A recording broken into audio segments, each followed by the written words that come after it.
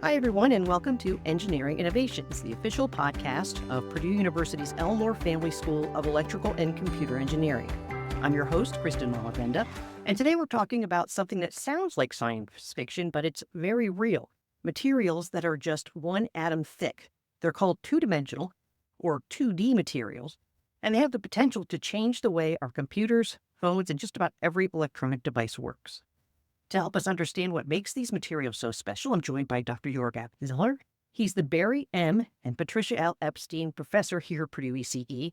His research focuses on finding out how these paper-thin materials behave, how they could be used in electronics of the future, and we'll talk about what they are, what they can do, and why researchers are so excited about them. Yorg, thanks so much for joining me today. Thank you for having me. So let's start out with the basics. Tell me a little bit about your journey to get here to Purdue and what led you to this type of research with 2D materials. Yeah, I would say I could not have predicted that I end up here at Purdue at all when I was younger. I started out in Germany studying physics. And then when I was almost through my studies, I realized that being book smart for me was not interesting enough. I wanted to have some hands-on experience, but there was really not too much I could do. And I told my mom at that point in time that I would quit and become a medical doctor. Okay. And that was very close to the end of my studies. So you can imagine that she was not very happy about that. I was lucky, very lucky, to bump into a friend of mine on the street. And he said, you know what? I felt exactly the same way like you. And what I did is I had an opportunity to work hands-on experimental work at the research center in Jülich. So I went there and I loved it and gained my passion back because I realized that really all the stuff I had learned in class now finally came through some application. Yeah. And that was just fantastic. So I knew I found my passion. I got my PhD in Aachen, Germany as well. And then I wanted to become a faculty. So the path there is a little bit different. It's not about tenure. So I started out with the equivalent of an assistant professor in physics. And a couple of years, I had an opportunity actually to come to MIT as a visiting scientist. That was in 1998. And I still thought I would go back, pursue my faculty career in Germany. But then towards the end of the second year, because this was a collaboration between IBM, T.J. Watson, and MIT, I got a phone call from a manager at IBM. He said, what about you staying with us? We would like to hire you. I called my wife. I had a little boy at this point in time with us in Boston. I said, what about change of plans? And she said, yes.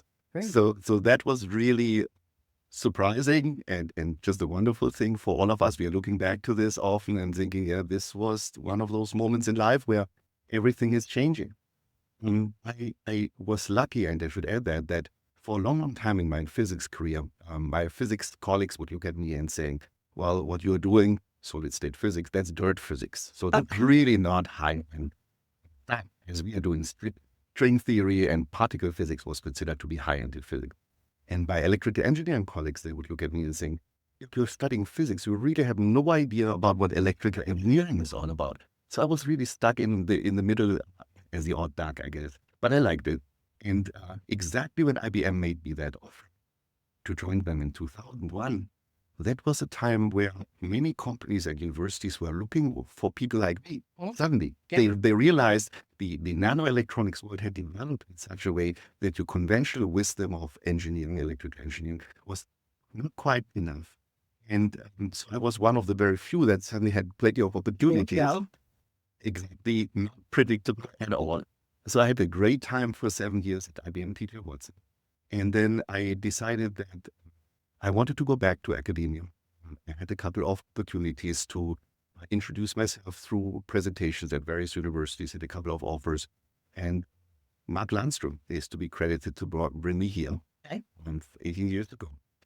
But he told me that the weather here is the same as New York. So that was not quite true. No. New York, I had to shovel some snow, but the first couple of years here, there was unbelievable snow just above my head and very cold, and then the humidity in the summer. So in any case, I've never regretted to come here. I raised both of my boys here, and I had a great time all through my career. The best part about Purdue, and I'm taking quite a bit of time to it, is really how collegial all the people. This made the biggest difference for me. Not only the people on the street are extremely friendly, maybe New York person not known for being like that. Right. But people here are amazing, and the colleagues have made it such a pleasure to interact. I like to work in teams, and have a Purdue team. That's great. So what exactly are 2D materials?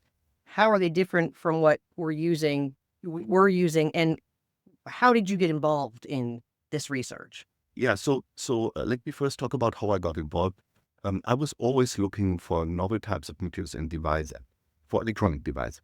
Using the term device, I'm talking about transistors most of it. And so this is what I was working on my entire career. When I came to IBM, we were actually the first group that presented and demonstrated experimentally a carbon nanotube transistor. That was back in the days, 1999, something around then. And I kept working on these special materials to see whether I could push the envelope towards application. Now, carbon nanotubes are already one of those unique kind of materials. They're actually one-dimensional, not even two-dimensional. Then I worked on, and I come to the question that you asked, what means two-dimension in a second.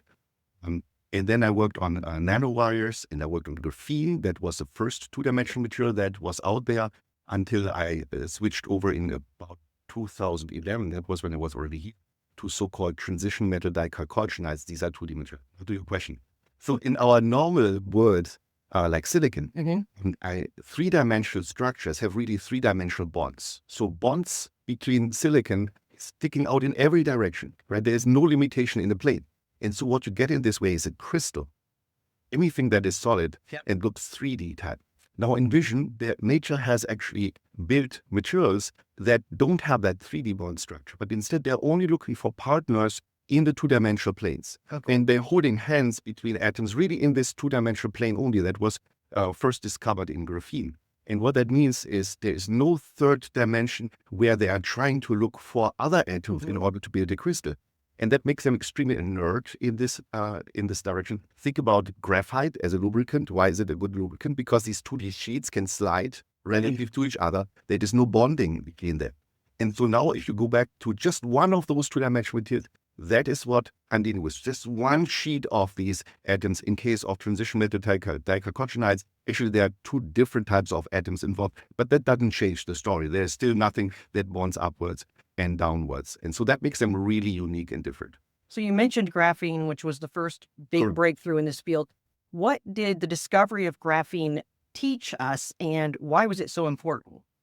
Yeah, so early on people noticed that in graphene, the electrons can move a long distance at room temperature before they get scattered, meaning before they contribute to the resistance of the material. Okay. So that was fascinating for many researchers, because in the world of silicon transistors, we are always looking for something that we call ballistic strength, but can be enabled where an electron could travel a long distance, because that means I get better performance in terms of current drive out of my transistor.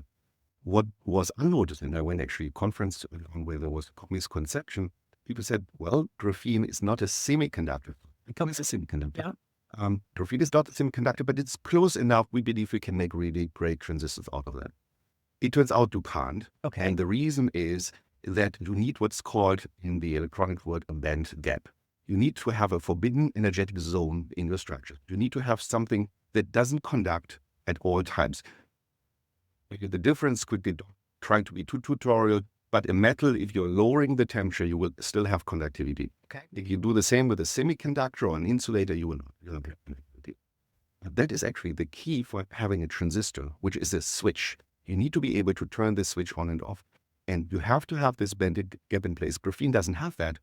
But the discovery of these transition metal dichalcogenides was exciting because it combined the feature of being two-dimensional and having band gaps. So now we could really build transistors that can outperform what silicon can do. Memory is another area that you study. What role could these 2D materials play in making memory faster or more efficient? May I answer a question that you didn't ask first? Forgive me. Yes.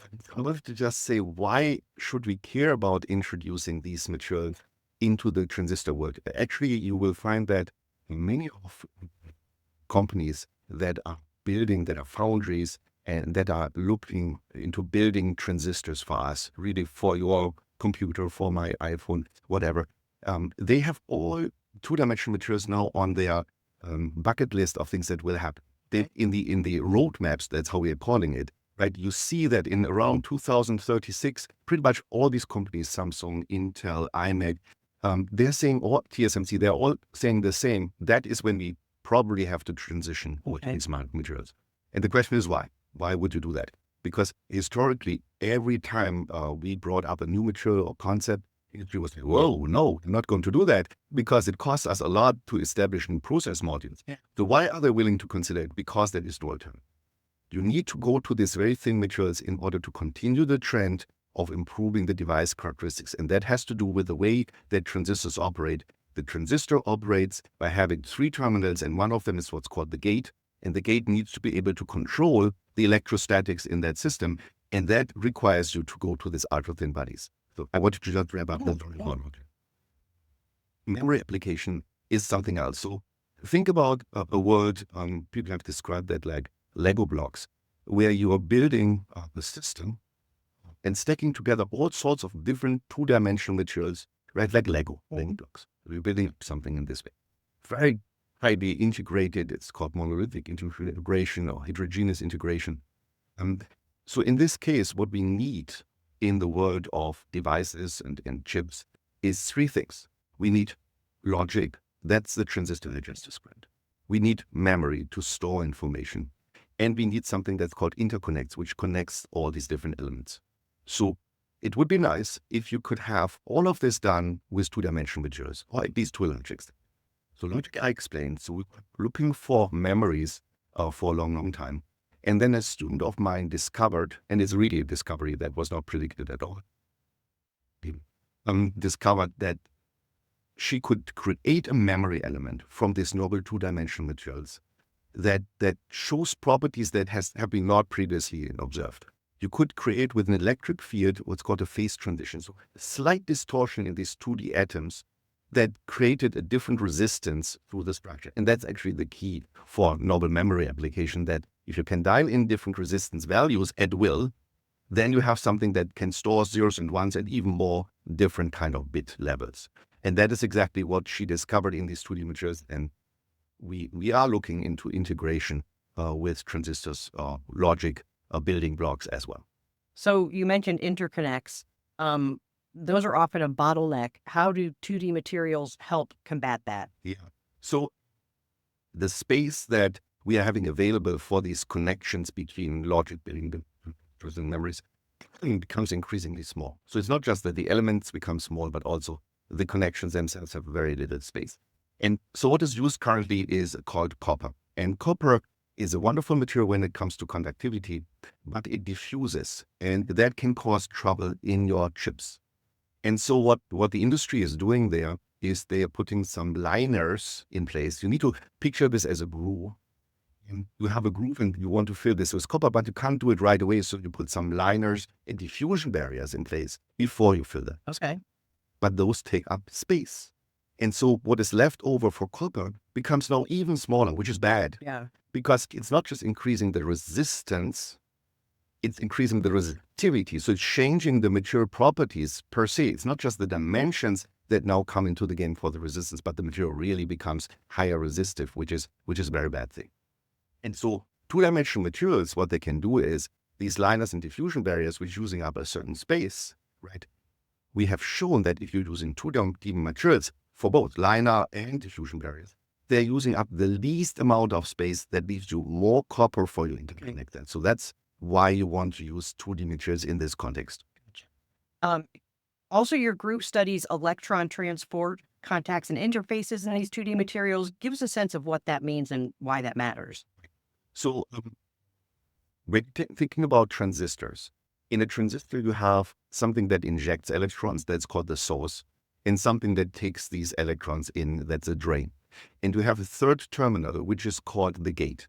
The gate is literally like the floodgate or a gate that you have when you want to regulate water flow. And so the water flow is now the electron flow from the source to the drain, and the gate manipulates that flow. And so now when I'm looking at this transistor, these 3 terminals, I have contacts that are source and drain, and they need to be very, very good contacts.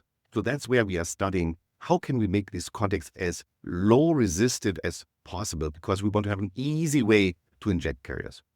The gate stack is the other dimension. So there, what we want to do is we want to combine these two-dimensional material with something that has very tight gate control. You don't want to leak electrons in from the gate, but you want to just tightly control that. That is where the body of these two-dimensional material is really greatly beneficial. But the problem comes, there's always the So I told you about the inertness of these 2D materials.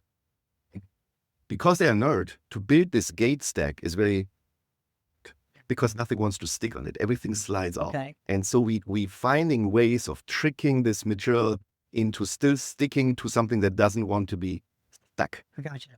That sounds difficult. Very, very challenging. And we are definitely at the forefront of doing this. The team here at Purdue that I'm working with on 2D, so it's not just me, we have a larger team. And we are also working together with IMEC on this.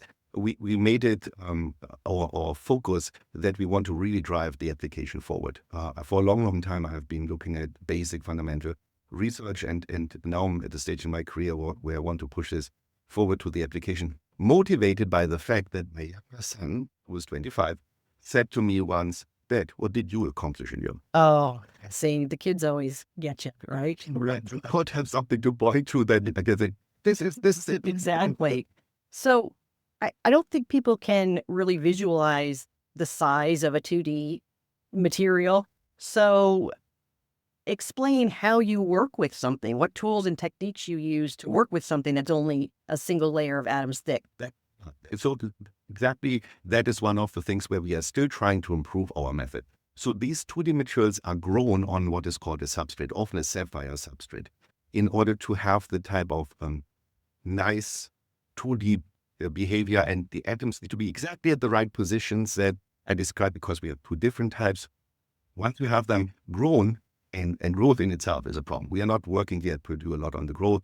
Instead, we are collaborating with other teams on this, or we are also purchasing these 2D materials. Then you need to kind of transfer them onto the substrate that you're dealing with. So in essence, to make a long story short, we always have what we call handling wafers. Wafers that are really just there, carry this 2D to the next kind of stage of processing.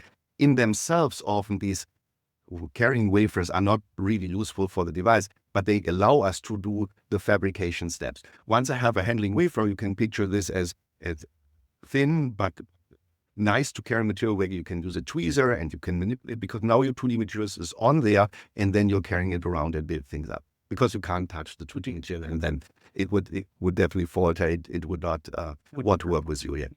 So do you see these 2D materials as complementing silicon or eventually replacing it? So for the very first time, I think there is a chance that they might replace silicon.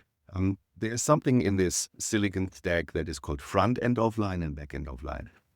So let me quickly describe that. Front end of line means that we have really the smallest possible silicon and germanium transistors there.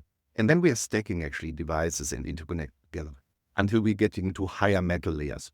And so there is a discussion and there's an understanding that introducing something at this higher level of the stack is actually easier than doing this at the front end. Okay. To leave it up to silicon to build things up to this point, the foundries would be doing that. But then add maybe something special that's often called CMOS plus X. So that X could be a 2D memory, could be a 2D transistor, etc. So that is the lower hanging fruit. Not a given, don't take me wrong, right? But it's a lower hanging fruit. We are looking into front end of line, really replacing silicon even there with these 2D materials. And that requires even more careful process module development. But it's not out of the question, and is actually on our to-do list. So how far away are we from seeing these 2D materials in real world devices? So I think I mentioned before that on the roadmaps that I've seen, the industry sees it as being manufactured in 2036. Okay. So that's not that far away anymore, considering that for manufacturing, you need to look into other issues like yield and reproducibility and reliability. So I think this is doable. If we have a couple of years to iron out the fundamental kind of problems with the process modules, the contact and the gate stacks, then at some point the industry will take that on. I know that already now there are pathfinders in the industry that are also working in parallel on this. Yeah. So you need to look at the research landscape as follows. the industry is interested in what we are doing. They're not going to wait just for us to do that. They have their own work going on, but they enhance that by paying for research that is done at universities. Okay. And so, but that's a one-way street, because they don't tell us what they are working on, but they carefully, and once they're happy, they just absorb it and work on Right. by themselves. The mere fact that we have very nice funding for this 2D effort shows that the industry is serious about this. Right. They really consider, will it happen for sure? No, that's not the point. But they have it on their list of the 1-2 things that really need to be pushed forward in order for them to be successful in the future. You mentioned your student who made an important discovery that helped your Right. research. How do students in general get involved in this work with you, and what role do they play in moving that research forward? Yeah, so I have a group of PhD students, and of course here in the United States, all comes down to funding. And hopefully you can kind of work on something that's interesting for yourself, but also interesting for others, because then you can receive funding. And whenever I see an opportunity to propose something to a company, to a consortium, to the government for funding, I am trying to convince them that there is a need to do research on this. If I succeed, then I can look out for a capable student. I'm always interviewing student ahead of time. I have my little database of those that I would love to hire, but I cannot until I get the funding. And then the students get onboarded. The thing that makes it a little bit more difficult for my group than for others is all of my students have to work in the Berkeley Nanotechnology Center, and they have to be hands-on. They have to really fabricate things. There are hundreds and hundreds of tools in the Berkeley Nanotechnology Center, and they need to be able to use many of them. Wow. It takes about a year plus for them to be trained. Okay. So you can imagine there's a sponsor that gives me dollars and they want to see outcomes. I can't tell them, hey, wait a year that the student is trained, and then we see whether I can Right. produce something. Yeah. So I need to kind of always find ways of doing this training while I'm coupling the new student with some experienced student, so that I can training and kind of get the experienced student to deliver results Right. at the same time. Because otherwise the sponsors will not be happy and I would not be successful in doing this. I've done that since 18 years nonstop. It has worked out very well. But you ask another question, namely, what is the student concretely doing? Well, they are doing, in the first place, they are trying to use the concept that I'm describing to them, and they're trying to make it work. I've been working myself, so I know what I'm talking about there. And at the same time, after they get trained, it takes them another 1 or 2 years before they start coming up with their own ideas of things. Professor, I think this could be a good route because I did this looks promising. And then it becomes even more interesting, because as a PhD student, ultimately you should become, at the end, you should be a researcher that can work independently. Right. So when you're looking at potential PhD students, what qualities do you look for in a student that makes you think, oh, I really want to work with him or her? Right. So by now, undergraduates have had often an opportunity to already do some experimental work. And so, and we have this wonderful new vertically integrated project at Berkeley Technology Center that allows now, for the first time, thanks to sponsors paying for these students to be educated, to learn how to use the equipment. So these students, of course, for me, are prime because they already have the training to some extent through this vertically integrated project. And I'm part of this effort, and I'm watching very carefully how they kind of develop. Besides that, of course, I'm also interviewing students from across the globe and trying to find out, do they bring something to the table, ideally, that shows, yes, they have done a little bit of experiment here or there already. And when they are describing what they have done, and not only have they done it, but they can also give me the background and they show their understanding, then this is potential candidate. So one of the big things for, I'm sure, engineering students is failure. And you probably fail as much as you succeed. How do you teach your students that failure isn't the end, that it's just sending you on a new path? Right.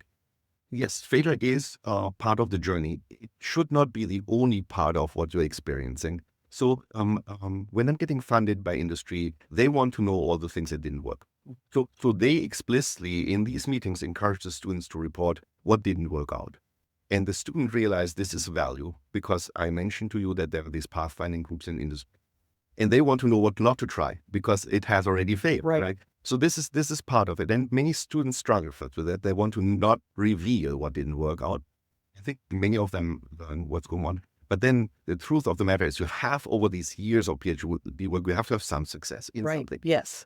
This is not what you predicted you would be successful in. It's something that you discovered. For example, the student that discovered this memory application, she was supposed to work on two-dimensional materials. She discovered that the Semiconductor Research Corporation, SRC, that was funding this research, that, wow, this is great. We are filing a patent about this. So there is also flexibility from the sponsor side to acknowledge that research is not like your development where this step, this step, this step, it's unpredictable, often also to the good direction. Right. So if you're talking to an undergrad today who's kind of trying to decide their path, what would you tell them about why this field in particular is important to pay attention to? Right. So the semiconductor industry is desperately looking for workforce. So it's interesting to note that some of our sponsors, I'm not going to mention, come to this VIP class where we have only undergraduates. And they saying, send them all over, we hire them all. And I think that's a message that undergraduates understand. That you are having skills that are extremely valuable. Why is this something special here in this case? Well, this hands-on training, we were unable to do that in the Berkeley Technology Center until Professor Chen actually decided to make this little experiment.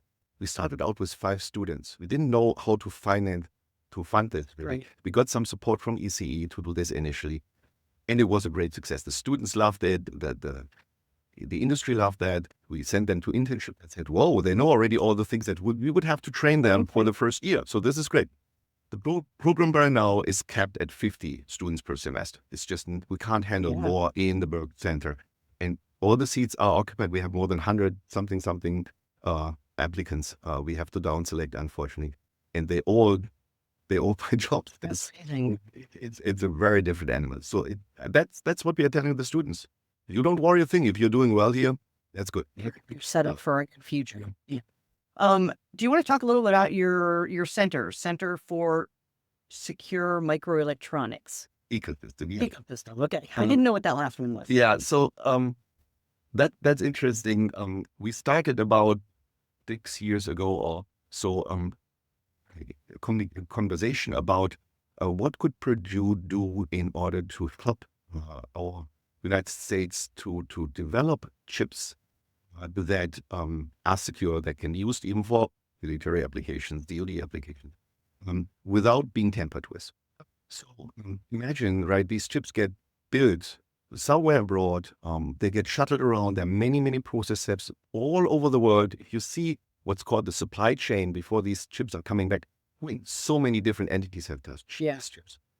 And back then, there was the request from our government to say, can you somehow ensure that although we don't trust, it's called the zero trust environment, although we don't trust all the entities involved, we want to make sure that we can trust the end product.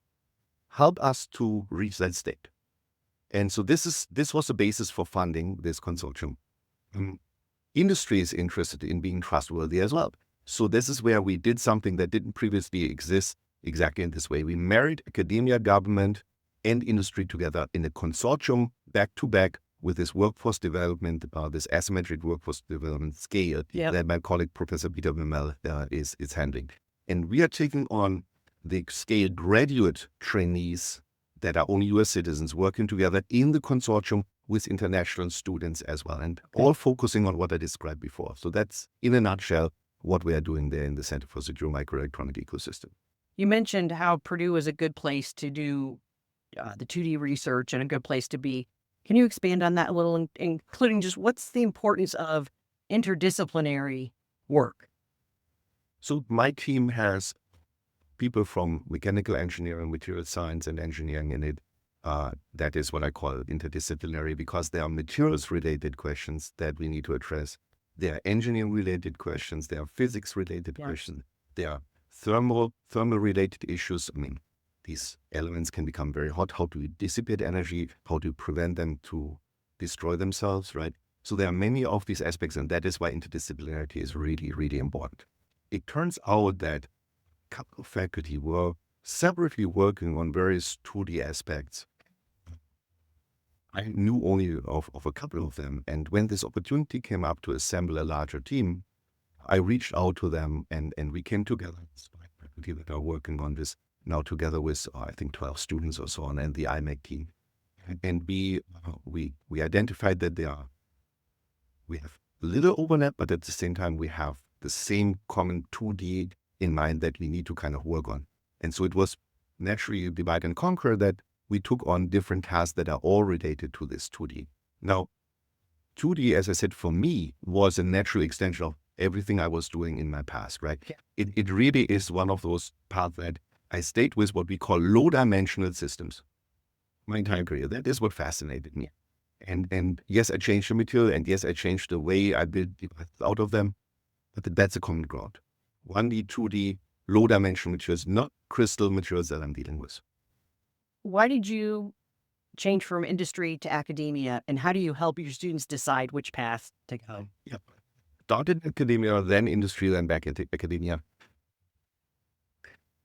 I do like to educate students. I like to make them grow.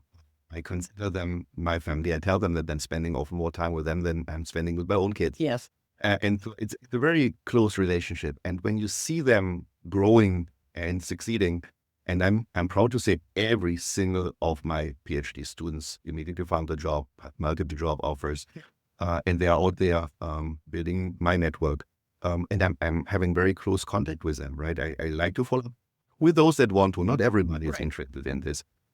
But this is ultimately extremely rewarding to see. Now, in industry, it was fascinating to work with my colleagues that were at IBM, extremely bright and capable.